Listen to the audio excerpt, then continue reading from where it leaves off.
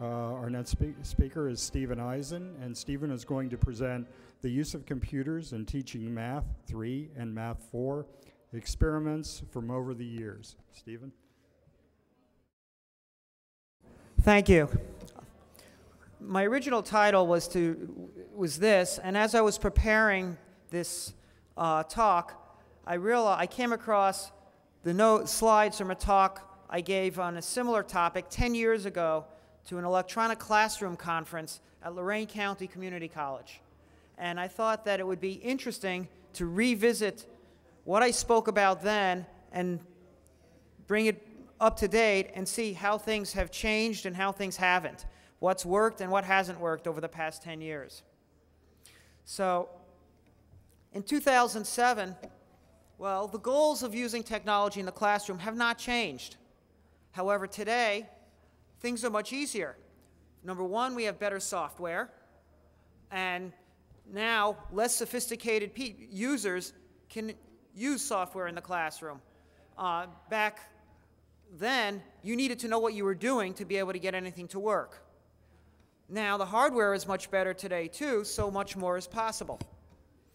And fortunately, over time, we've gotten much better institutional support in terms of, well, in terms of a lot of things, in terms of support staff to help you do it, and in terms of finances and things of that sort.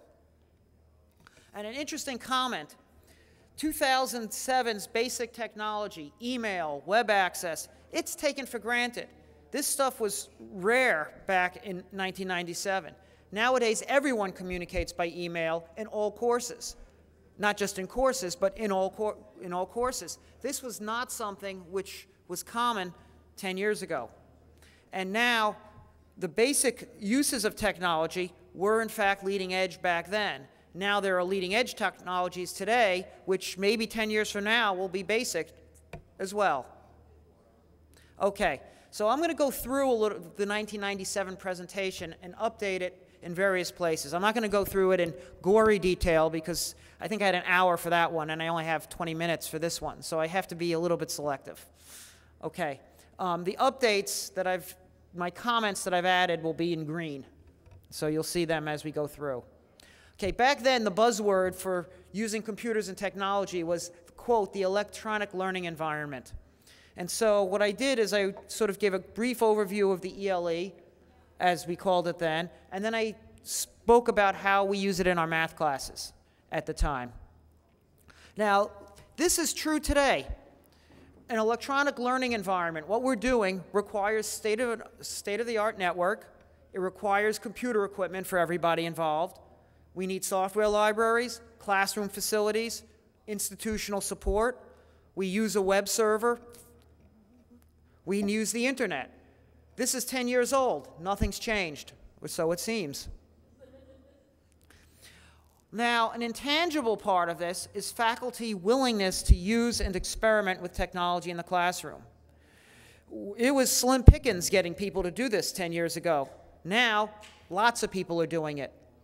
Back then, we claimed that we had a computer literate student body, but it's nowhere near as literate as it is today. And there's a culture that it's okay to use a computer for everything. This hasn't changed either. Okay, this is just, I put in this for historical interest.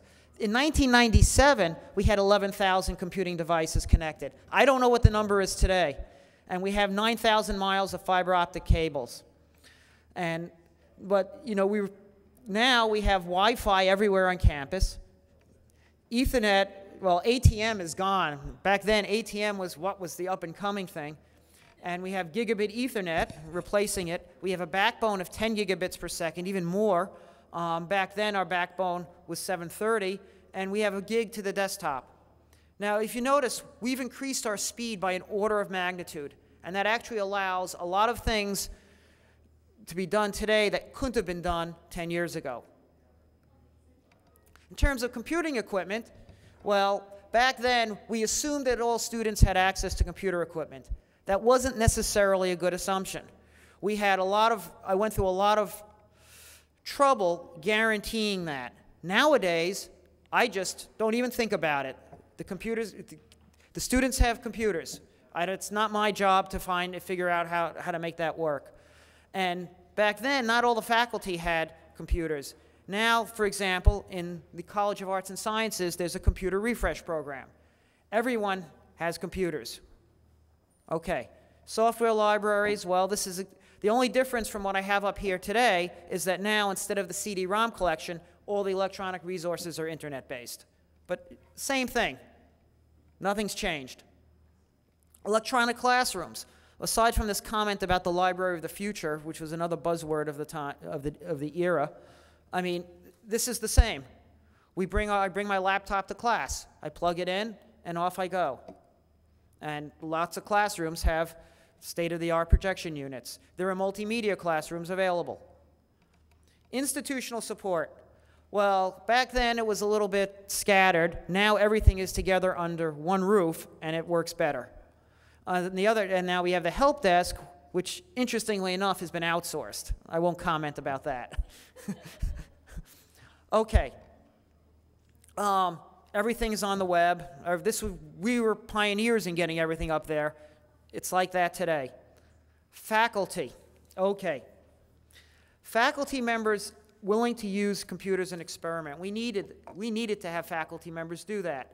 Faculty members were developing courseware.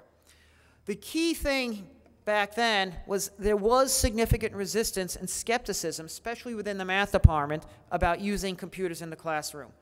People kind of looked at me like, yeah, you're right, what are you doing? And now, all across campus, you don't see that kind of resistance anymore. There are people who still won't use it, but it's sort of accepted, yeah, computers are being used in the classroom. And that's across disciplines. It's not just in the math department. And we still don't have enough resources available to do what we want to do. We have more resources, we have more equipment, better equipment. It's never enough. And, we can always use more. And so this is the basic summary. The key here that I want to key on for us is that the in-class computer lab model does not apply. Way back when, that was the model that was used. That you had a computer lab where everyone went and you did something in a computer lab. And we were moving away from that.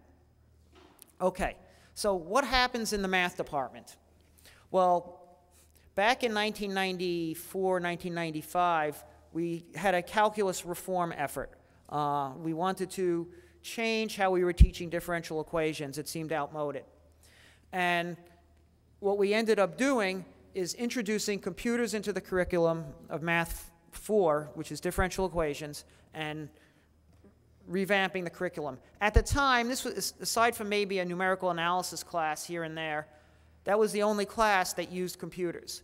Nowadays, a lot of our classes use computers. Certainly, a lot of my colleagues communicate by email, but we even have a web-based class running out of our department now. That was unthinkable 10 years ago. Okay. Now, the other key thing on this slide to note is that different instructors use technology in different ways and to different degrees. You take Math 3 from me, you'll see a lot of technology. You take it from some of my colleagues, you'll see very little technology, except for email.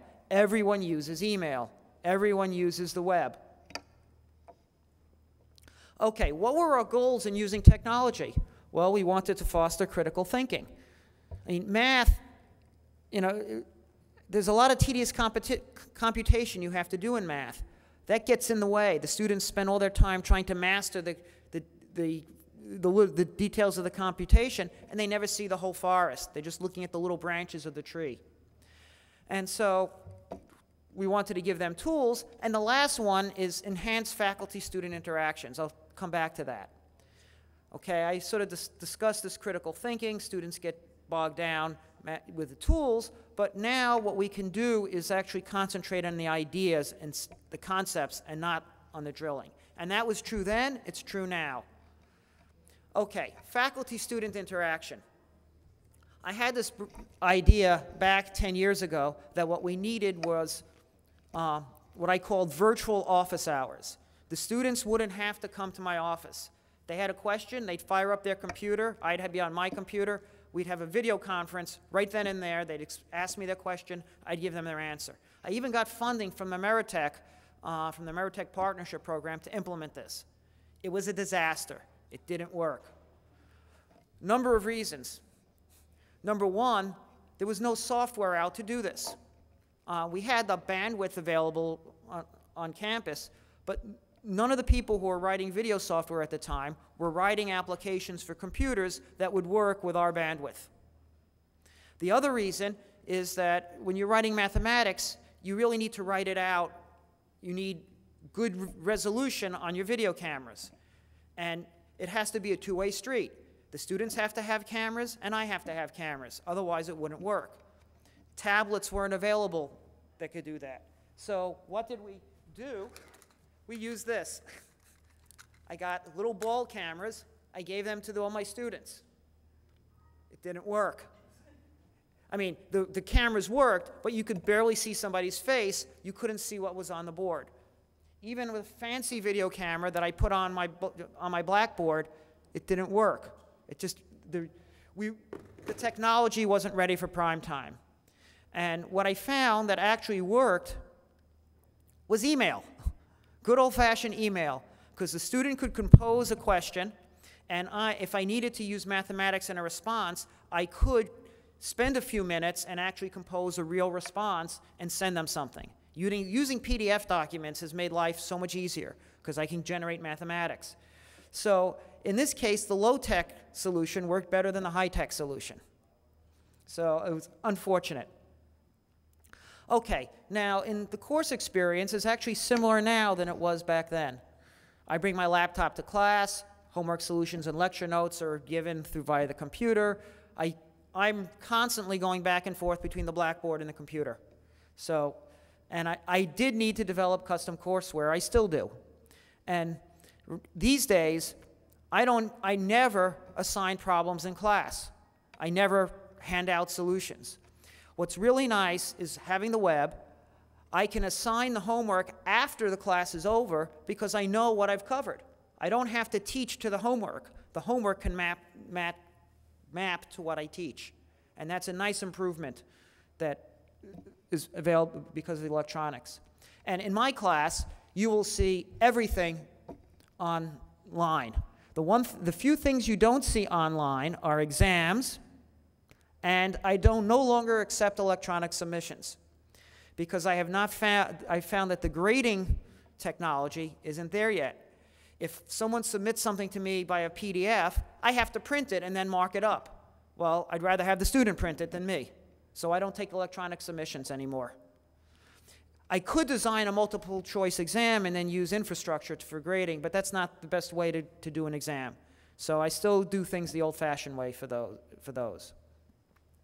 Okay, so look at the date, 1997. I was teaching Math 4 in 1997, and this was sort of my philosophy. I wanted to reduce the emphasis on the mechanical things, emphasize modeling, understanding the difference between qualitative, quantitative, and analytic solutions. And so I developed some courseware. Now, and again, some of the benefits of doing things this way is I can present more complex problems and the students can understand things better. And I can also use graphics real easily. And as an example, look at this graphic. I'm explaining to the students how it's possible to have a point in which both partial derivatives with respect to one direction and the other exist, yet the function isn't differentiable at that point. And they look at me like I'm from Mars. Well, how does that work? But then I show them this graphic from an example, and what you see is right away, right at that center point, there's no way you can get a tangent plane in there. And yet you know there's partial derivatives of there, and I can explain that. And when they look at this picture, they understand. Until that point, they have no clue as to what the difference is between partial derivatives existing and differentiability. So I get the point across real simply. Okay. Now, in the course of doing all this stuff, doing this and experimenting, what I discovered is that better equipment makes things work better. Okay?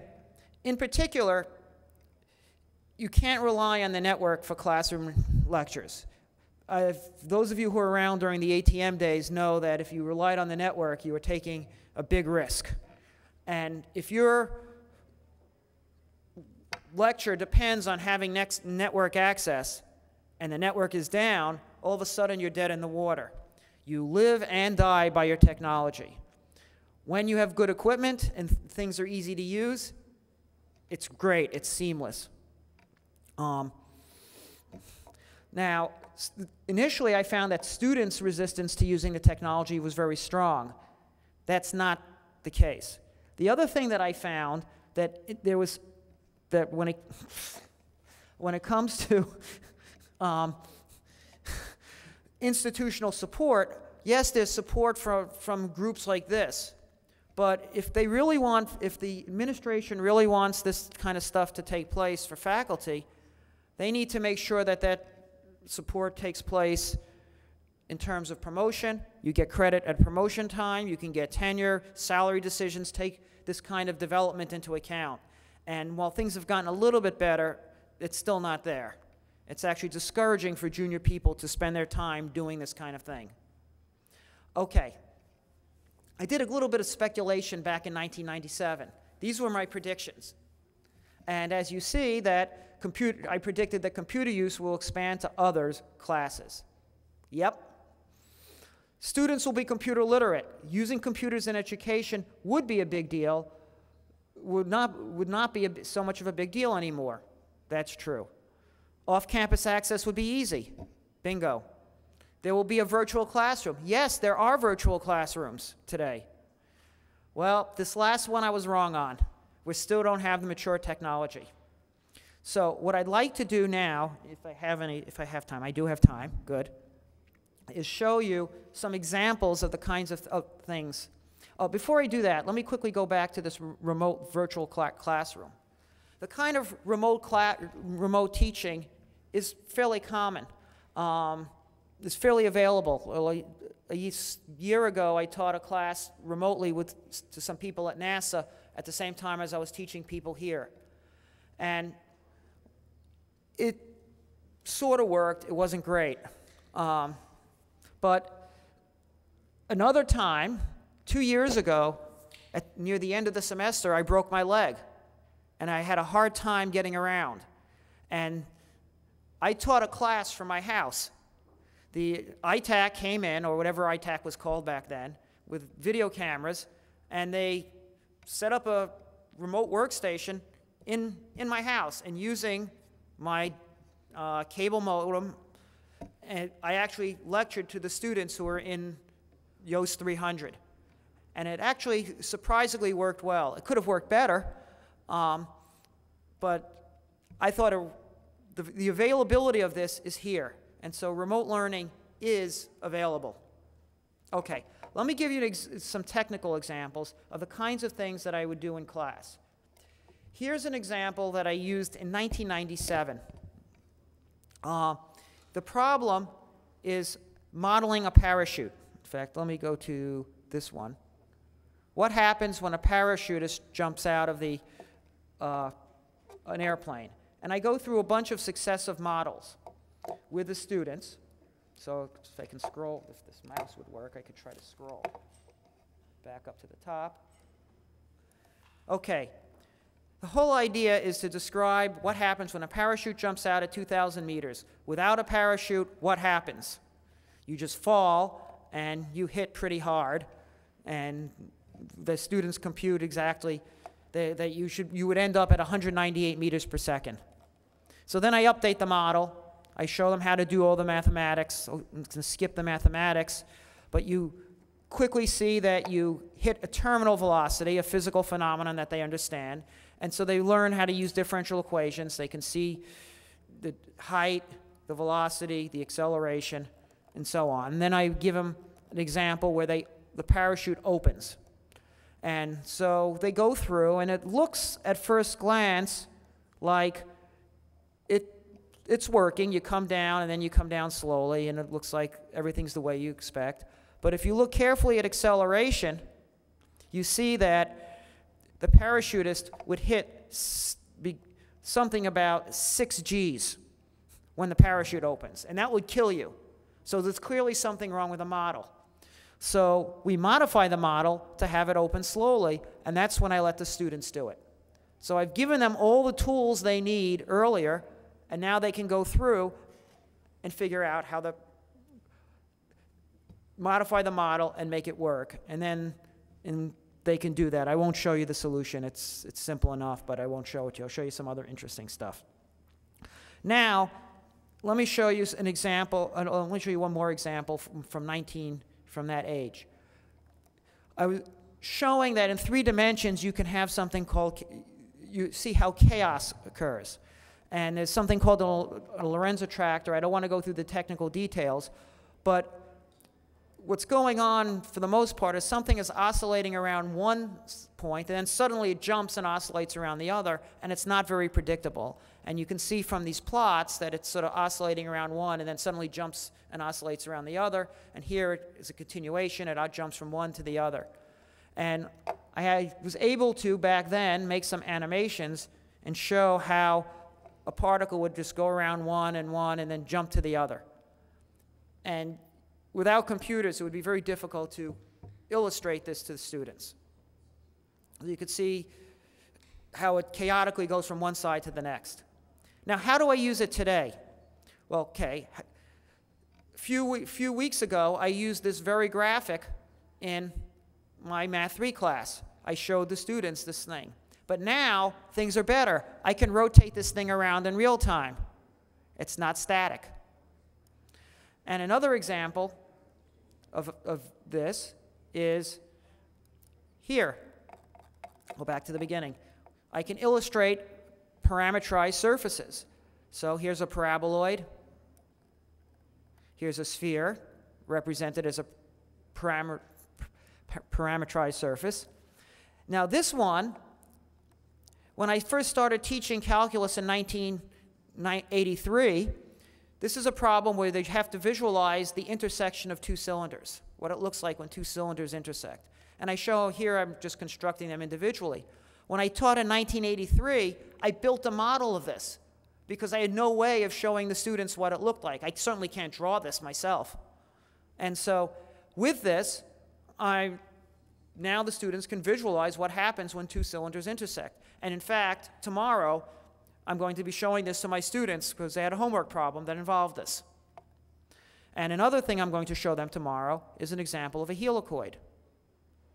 Now, I could give them the formula, but until I give them this visualization, they have no clue about what it looks like. Doing this is trivial for me, and generating these, and for the students. So they have the ability to do better technically because of this. And with that, I guess my time is just about up, so I will stop.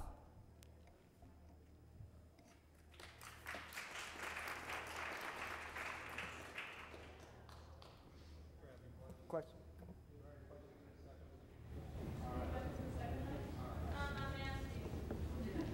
She's asking questions. There's always lots of talking. While she's doing that, I'll take 3 seconds and give a little plug, not a plug, but I've been serving grades on my web server since 1998, I believe. I think I was the first person on campus to securely serve grades to students. And so I'm still running the same software today. I'm using a Netscape server with some custom software. Yes? Actually, a question. When you collect, when you get your emails from your students, do you ever post any of the common questions for them to view in your course management? No, I don't, because often the kinds of student questions I get by email aren't real. If I think that it has broader application, I will either send a whole comment out to class, or I will discuss it in the next class. I'll go over it and I'll say, someone said by email this, but I don't do it directly. Personally, I found Blackboard a nightmare to deal with. I've never liked it. I've run my own web server. I have more control. Yeah, I mean, if you like it, you like it. It's, you know, it's religion.